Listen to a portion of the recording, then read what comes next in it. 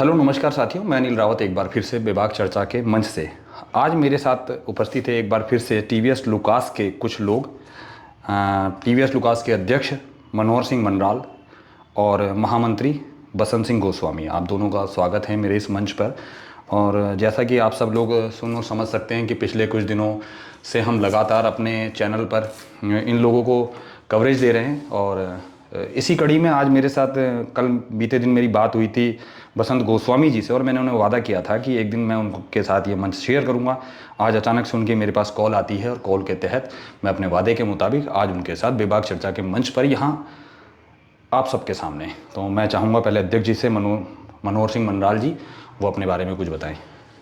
नमस्कार सर, आपका बहुत बहुत धन्यवाद। आपने अपनी बात रखने का हमें एक मंच दिया।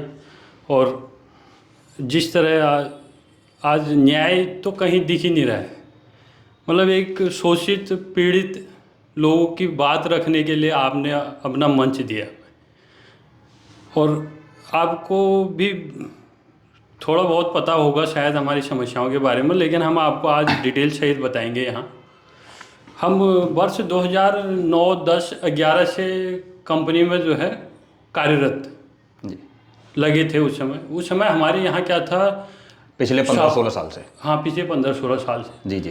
तो 2012-13 तक यहाँ साउथ का स्टाफ था जी, जो काफ़ी अच्छा था, जो इंसानियत को भी समझता था। अभी 2014-15 के बाद यहाँ क्या हुआ कि यहाँ लोकल का स्टाफ आया।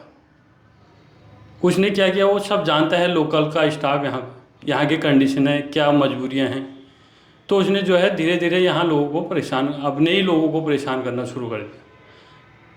तो उसी परेशानी को देखते हुए हमने 23 नवंबर 2016 को एक यूनियन का गठन किया। जी। यूनियन का गठन हुआ तो उसमें हमारे लगभग हम 1 या 1.5 साल के अंदर 64 तक पहुंच गए थे, 64 सदस्य तक। जी। उस समय कंपनी की स्ट्रेंथ लगभग 102 या 3 के समथिंग थे, जिसमें 64 में हम थे। और दूसरा जो बाकी बचे लोग थे वो उनकी उसने क्या, कंपनी में HR और प्लांट हेड उनने क्या किया कि एक कमेटी बना दी जी। ताकि मतलब यूनियन को दरकिनार किया जा सके। जी। और हमारी यूनियन जबकि श्रम विभाग द्वारा पंजीकृत यूनियन है और ये UPID एक्ट के तहत बनाई गई है, जी। जिसको कोई ठुकरा नहीं सकता है। उसके बावजूद भी एक हम मांग पत्र देते हैं 2018 में अपनी श्रमिक समस्याओं के संदर्भ में, लेकिन वो बहुमत वाली यूनियन से वार्ता न कर जो अपनी खुद की बनाई गई यूनियन या पॉकेट यूनियन कह सकते हैं हम उसे समझौता करता है और उसका लाभ उन्हें तो दे देता है कुछ लोगों को जी। और लेकिन हमें नहीं देता है, हमें नहीं देता है। उसके बाद लगभग हमने मतलब कोशिशें जारी रही, श्रम विभाग गए, हर जगह गए, कहीं से हमें कोई सफलता नहीं मिली।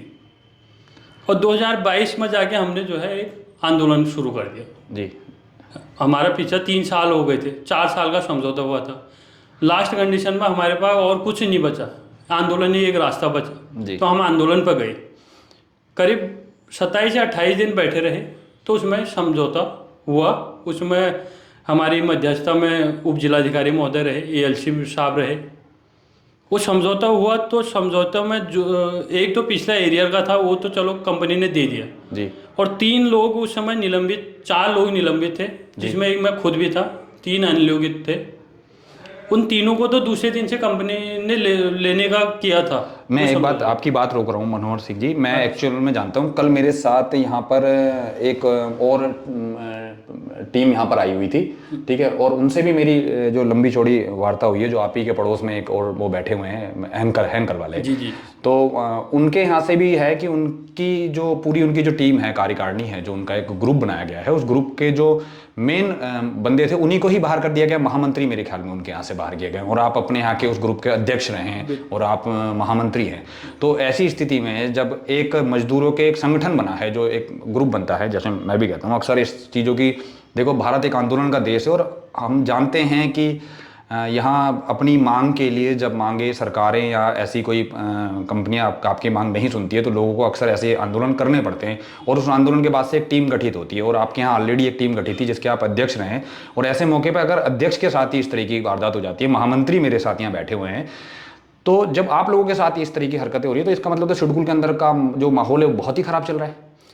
जी हाँ, आपको बताना चाहता हूँ, आपने कहा कि हमारा देश आंदोलन का देश है, लेकिन यहाँ वही रह गया है, आंदोलन तक ही है। यहाँ आंदोलन करके भी न्याय नहीं मिल रहा है, सबसे बड़ी समस्या तो ये। पिछले कुछ साल से कुछ टाइम से ये चीज़ें हो रही हैं आंदोलनकारियों के साथ, अक्सर ऐसे बहुत कुछ हमने देखा है। खैर आप अपनी बात पे आइए। हाँ, और रही बात यहाँ का लोकल प्रबंधक क्या है, पूरा एक है जी।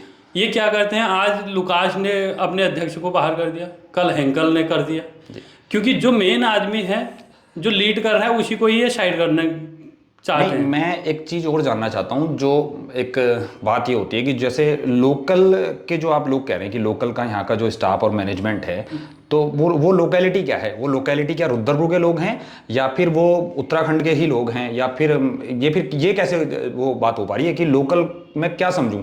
क्योंकि मैं तो, मेरी नज़र में तो हर उत्तराखंड का व्यक्ति यहाँ लोकल है, तो फिर लोकल कौन लोग हैं? नहीं, उत्तराखंड के ही है ना, वो अच्छा, लोकल में ही आ जाता है उत्तराखंड जी, जी, का। हाँ। मतलब आप ही के लोग आप ही की खिलाफत में खड़े हैं, यहीं के लोग यहीं के लोगों की खिलाफत में खड़े हैं, तो ऐसी स्थितियां क्यों पैदा हो जा रही हैं? बिल्कुल बिल्कुल, यहाँ तक हमारे लोग, हमारा मतलब पड़ोसी गाँव के ही हैं आचार, हमारे जी पड़ोसी गाँव के आचार जी, और हमें बाहर करने में तुले हैं। तो बड़ी अजीब सी स्थिति यहाँ पैदा हो गई है। और ऐसे में और आपका ये भी कहना है कि जब जब तक यहाँ का बाहर का स्टाफ था तो बिल्कुल यहाँ सब कुछ सही चला, तो अब इस स्थिति में कहाँ पर आप अपने को पाते हैं? यहाँ पे हम तो मतलब आप क्या, एक तो सरकार से हमें उम्मीद थी जी, जो सरकार से पीछे 1 साल से बैठे हैं, अब तो सरकार से भी उम्मीद नजर नहीं आ रही है। हाँ, इस 1 साल में 2 चुनाव हो गए हैं, विधायक का चुनाव हो गया है और सांसद का चुनाव भी हो चुका है, और कुछ दिनों बाद यहाँ पर नगर निगम का चुनाव भी होने वाला है। 1 साल से आप लोग बैठे हुए, पिछली दिवाली से एक दूसरी दिवाली आप लोगों की आ गई। हाँ, दूसरी दिवाली आने वाली है। मैं समझ सकता हूँ। मैं कल वहाँ खुद से जब वहाँ पहुँचा था मौके पर, अगर मेरा स्वास्थ्य उस समय सही होता तो फिर मैं जरूर उस चीज़ को कवरेज करता। मैंने वहाँ जाके देखा है साथियों कि वहाँ बैठे लोगों के बारे में लोग अक्सर ये सोचते होंगे कि आंदोलन इस तरीके से होता होगा कि कोई लोग, कुछ लोग होंगे, चंद 30-32 लोग होंगे जो एक टाइम पे सीमित दायरे में वहाँ इकट्ठा हो जाते होंगे और वो सुबह 10 बजे वहाँ आते होंगे, टेंट लगाते होंगे और शाम को 5 बजे घर चले जाते होंगे। ऐसी स्थिति नहीं है, ये लोग नियमित तौर पे वहीं रह रहे हैं, इनका खाना पीना रहना बहना सब वहीं है। यहाँ इवन तक कि वहाँ नियमित तौर पर ड्यूटी लगती है और लोग वहीं रहते हैं। जी हाँ, तो मैं थोड़ा सा आपको और जी, मैं खुद चाहता हूँ ब्रीफ हो जाए, कोई बात नहीं, वीडियो बड़ी हो जाए, लेकिन आप ब्रीफ करें, अपनी बात को पूरी खुली तौर पे रखिए, इसीलिए हमने इस मंच का नाम विभाग रखा है। ठीक सर, मैं थोड़ा विस्तार पूर्वक जाता हूँ। मैंने जब से मतलब, वैसे तो मैं पहले और पदों पर रहा हूँ, पहले कोषाध्यक्ष भी रहा कुछ समय, फिर महामंत्री में आया, तो 2019 से मैं अध्यक्ष पद में आया हूँ जी। तो इनने मुझे पूरे प्लांट में, जहाँ मेरे स्तर का काम भी नहीं था, वहाँ भी ले गए मुझे, कैमरे इधर से लगाए उधर से लगाए, चारों तरफ से मुझे कैमरों से भी कैप्चर किया गया जी। लेकिन उसके बाद भी इनने पूरे हाथ खड़े कर दिया कि हम इसको नहीं पकड़ पाएंगे, कि इसकी कमियां निकालने के लिए मुझे चारों तरफ से घेर लिया। लेकिन कुछ वहाँ क्या हुआ कि एक पार्ट भेजा गया, एक पार्ट डिफेक्ट पार्ट भेजा गया साजिश के तहत। मतलब आपका कहने का मतलब है कि आपको टारगेट किया जा रहा था? हाँ, निकालने के लिए टारगेट किया जा रहा था। वो पार्ट का मेरे पास कस्टमर द्वारा आज भी भेजी गई फोटो है जी, मैं आज भी मतलब उस फोटो पे दिखा सकता हूँ। इनने उसी को टारगेट लेके मुझे सस्पेंड कर दिया, सस्पेंड किया, जांच चली, फिर आंदोलन पे आए हम। आंदोलन में मेरा क्या था कि उस समय 1 महीने में जो समझौता हुआ था 1 महीने में अंदर लेंगे जी, लेकिन इनने 1 महीने में मुझे अंदर ही नहीं लिया। वो सितंबर तक गया मामला। सितंबर में जाके फिर एक दिन इनने बुलाया, कंपनी बोला हम आपको काम पर वापस ले रहे हैं जी, तो अंदर ना लेके मुझे पता नहीं दिनेशपुर साइड ले गए, किसी गोडाउन में बिठा दिया जी। वो गोडाउन किसका था क्या था मुझे खुद पता नहीं है।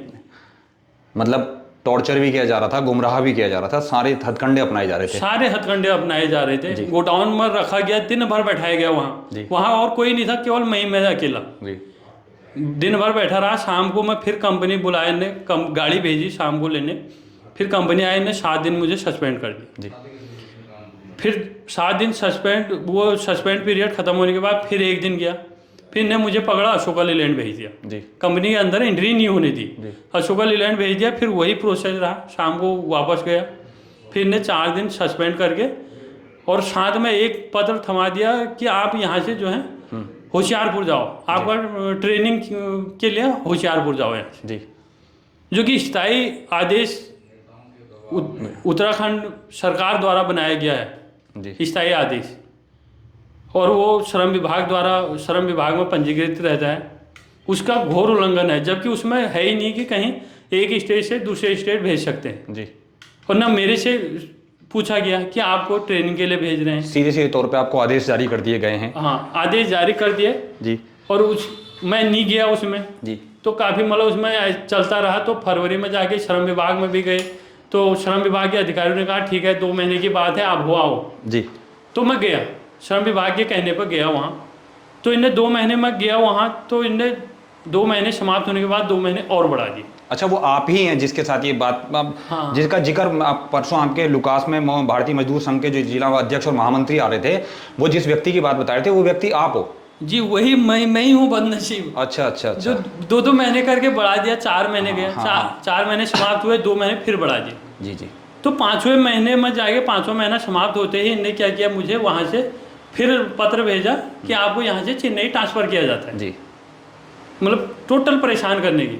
और दूसरे एक मेन चीज़ छूट गई इसमें, वो बताना चाहता हूँ कि जहाँ मुझे ट्रेनिंग के नाम पर भेजा गया, वो ट्रेनिंग वहाँ कोई ट्रेनर न कोई ट्रेनर, वो क्या कुल मिला के आपको गुमराह किया जा रहा था और किसी तरीके से आपकी हिम्मत तोड़ने की कोशिश की जा रही थी और आपके खिलाफ एक मतलब पूरा एक साजिशन काम किया जा रहा था कि किसी तरीके से आप खुद ही अब मना कर दें कि मैं अब यहाँ से अपने आप को बैकफुट पे लेके जा रहा हूँ। हाँ जी। इनने क्या किया, वहाँ ना कोई ट्रेनिंग, वो था हमारा कस्टमर जी। कस्टमर कभी ट्रेनिंग नहीं देता। जी जी। कस्टमर का क्या है, जो हमारे यहाँ से माल जाता था, जो खराब आता था उसको देखना पड़ता था। लेकिन इन्हें मुझे वहाँ भी गुमराह किया। इन्हें ये नहीं कहा कि हमारा जो यहाँ से खराब मटेरियल जाएगा उसको देखना आपको। मतलब ये कहेंगे कि मतलब निहत्था छोड़ दिया मुझे वहाँ। और वहाँ एक तो बैकफुट एरिया है होशियारपुर पंजाब में, वहाँ प्रॉपर हिंदी भाषा की भी दिक्कत आ रही थी काफ़ी आपके साथ। जी जी। तो मतलब वहाँ कुछ हथियार तक नहीं दिए गए मुझे, और बिना हथियार दिए कहते हैं आप इनको सॉल्व करो, क्योंकि कंपोनेंट जो है बिना, उसके लिए गन चाहिए हमें, टूल चाहिए, उसके बाद जो भी इक्विपमेंट की ज़रूरत है, बिना इक्विपमेंट के भेज दिया। वहाँ काफ़ी परेशान किया वहाँ वालों ने भी मुझे, लेकिन मैंने फिर भी हिम्मत नहीं हारी। उसके बाद जब 5 महीने बाद इन्हें मुझे वहाँ से चेन्नई भेजने का प्लान किया, तो मैं पकड़ा अपना बोरिया बिस्तर, मैं उत्तराखंड को वापस आया। जी। तो यही सिलसिला जारी रहा। अब हाई कोर्ट भी गया, आज की न्यायपालिका पर भी सवाल उठाना चाहता हूँ, जबकि खुद स्टैंडिंग ऑर्डर कहता है, उत्तराखंड का मॉडल स्टैंडिंग ऑर्डर कहता है कि उत्तराखंड से बाहर एक राज्य से दूसरे राज्य में किसी को भेज ही नहीं सकते हैं।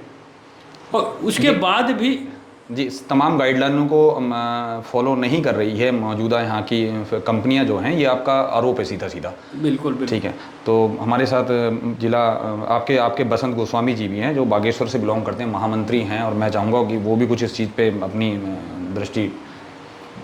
नमस्कार सर, मैं बसंत गोस्वामी, लुकास टीवी मजदूर संघ का महामंत्री। सर मैं ये कहना चाहता हूँ कि जो यहाँ का जो मैनेजमेंट है जी, सीधे तौर पर सीधा ये है कि वो एक तानाशाह, जो बोल सकते हैं हम, ये तानाशाह रवैये पे है जी। श्रमिक पक्ष हमेशा सकारात्मक रूप लेके, सकारात्मक पहल लेके हर तरफ से समझौता करने को तैयार था जी। लेकिन यहाँ का मैनेजमेंट जो है ये चीज़ें मानता नहीं है जी। हम जब 2022 का समझौता हुआ जी, 2022 में स्पष्ट रूप से ये लिखा था कि अध्यक्ष मनोहर सिंह का जो है 30 दिन के अंदर कार्यवाही की जाएगी जी। लेकिन उसमें जो है यहाँ का प्रबंधन नहीं मानता जी। हम अब महामंत्री होने के नाते, मैं HR हेड जो DD सत्यवली जी हैं और प्लांट हेड विक्रम सिंह राणा जी हैं, मैं उनके पास कितनी बार गया, और जब भी वो प्लांट में आते जाते रहते थे मैं उनको बोलता कि सर उनको ले लीजिए अंदर, उनको ले लीजिए अंदर, लेकिन उन्होंने कभी नहीं सुनी। फिर हमने मतलब ये अक्टूबर में धरना प्रदर्शन शुरू कर दिया श्रम विभाग में कि इन मांगों को लेकर। उसके बीच में भी 2-3 लड़के और बाहर कर दिए इन्होंने। फिर हम संपूर्ण रूप से 5 फरवरी से संपूर्ण रूप से हड़ताल पर आ गए। फिर इस बीच दौरान भी वार्ताएं चली, वार्ताओं में भी वही हुआ कि हमेशा गुमराह किया गया ये मैनेजमेंट के द्वारा, और ना अधिकारियों के द्वारा जो है हमें कुछ ठोस आश्वासन दिया गया कि आपका जो है समझौता हो जाएगा।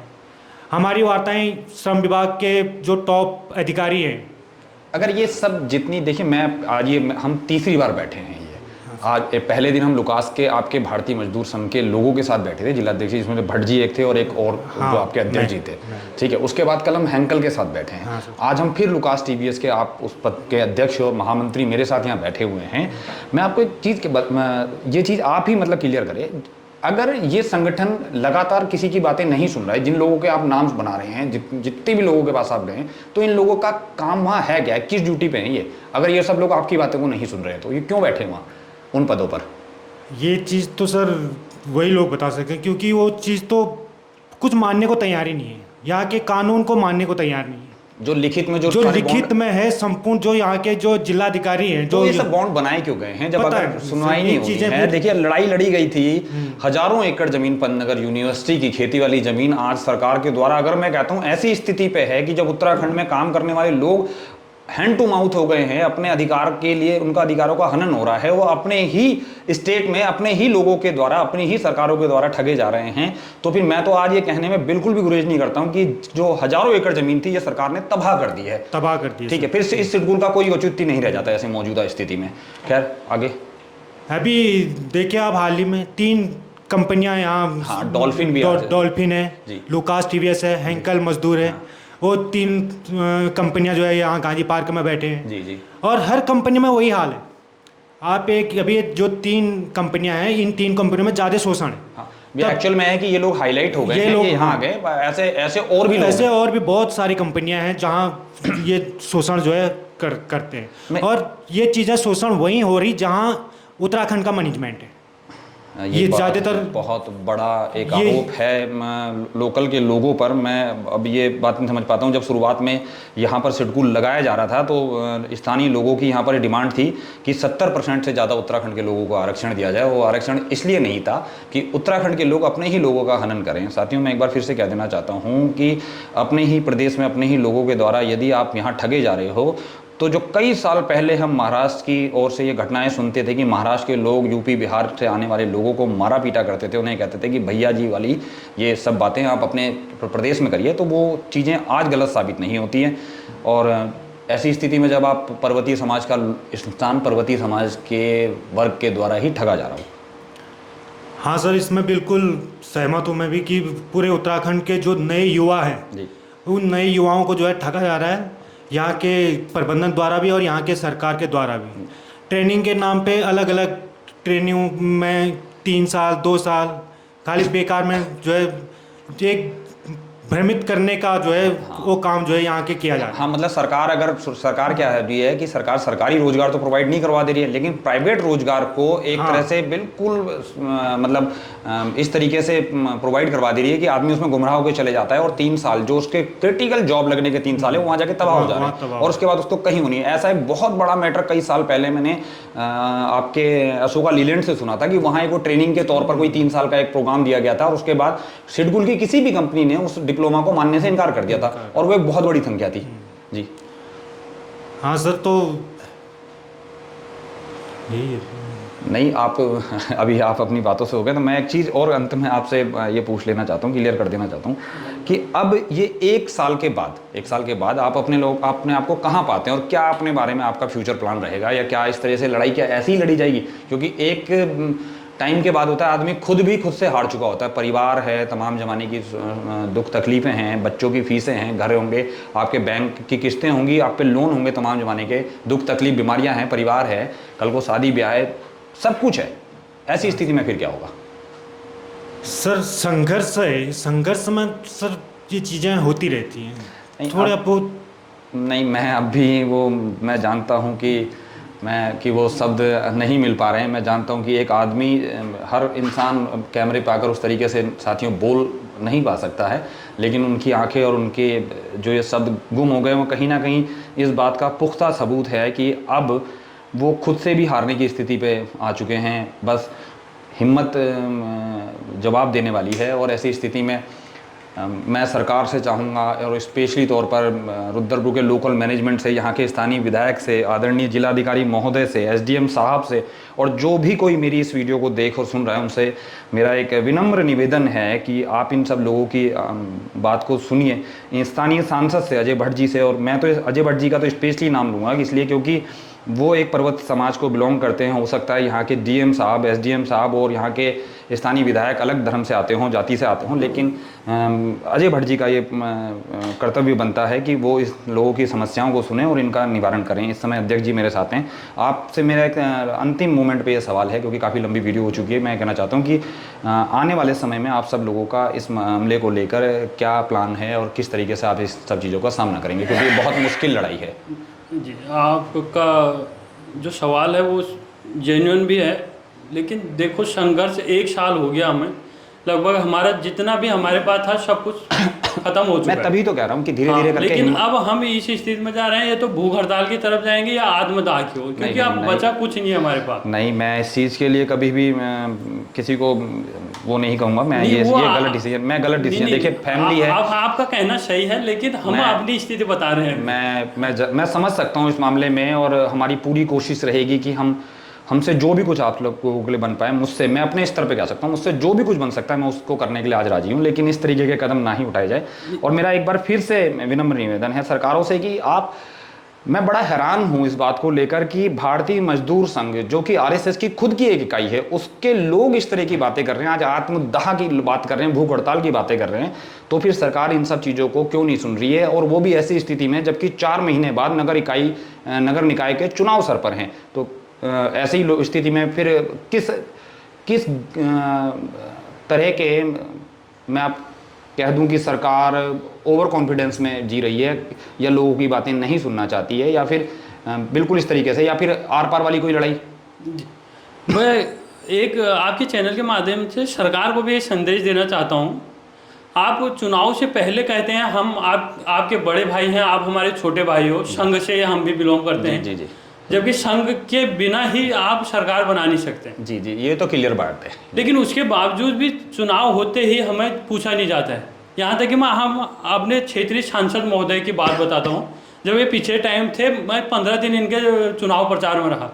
इनने कहा मुझे एक बार सांसद बनने दे और मैं आपकी समस्याओं को चुटकी में दूर करूँगा। ये 4 साल तक नहीं मिले। अंतिम समय में 23 दिसंबर को 2023 को मिले सर्किट हाउस हल्द्वानी में। जी। इनने कहा अब तो मेरे कार्यकाल पूरा हो गया, अब मुझे फिर से सांसद बने तो फिर मिलेंगे।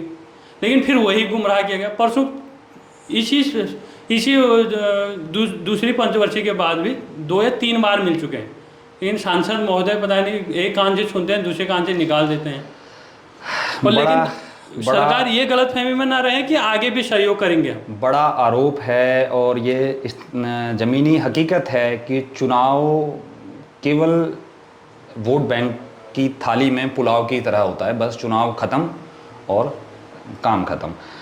वोट बैंक को लेकर इतनी गलतफहमियां सरकार की होती है, सरकार को फिर लगता है कि फिर कोई हम ऐसा मुद्दा जाहिर कर देंगे और उसके बाद फिर इस तरीके का होगा। लेकिन मैं फिर वहीं उन्हीं बातों पर आ रहा हूं कि तकरीबन एक साल से हैंड टू माउथ हुए इन लोगों की बात आज सरकार सुनने पर क्यों नहीं आ रही? क्या ऐसा नहीं हो सकता है कि कोई ऐसा आपके साथ डील टाई अप हो जाए कंपनी की ओर से कि जिसमें आपको वन टाइम कुछ इस तरीके का रकम मुहैया करवाई जाए और फिर उसके बाद आप कहीं अपना और सेटलमेंट देखें? क्या ऐसा कुछ बात नहीं चल रही है? नहीं, हमने हर एक ऑप्शन छोड़ रखा है।